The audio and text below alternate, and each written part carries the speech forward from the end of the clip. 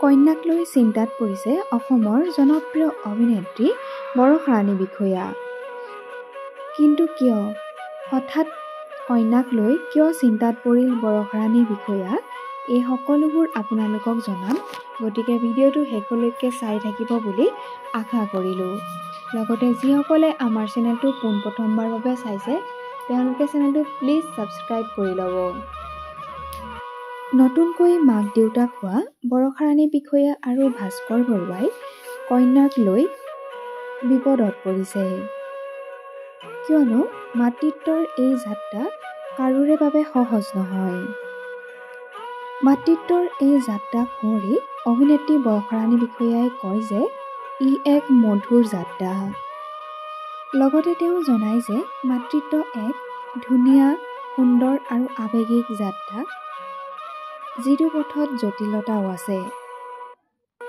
কন্যাক লৈ বৰষাৰাণী বিষয়াই চিন্তাত পৰাৰ কাৰণ কি ক'লে এবাৰ শুনোচোন আহক।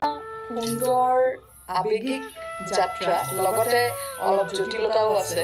জটিল এইকাৰণে কৈছোঁ কাৰণ মই ভাবোঁ মোৰ কাৰণে অভিনয় কৰাটো, গাড়ী চলোৱাটো, খানা ৰন্ধা, বাচন ধোৱা, ঘৰ সৰা, ঘৰ মোচা সকলো সহজ।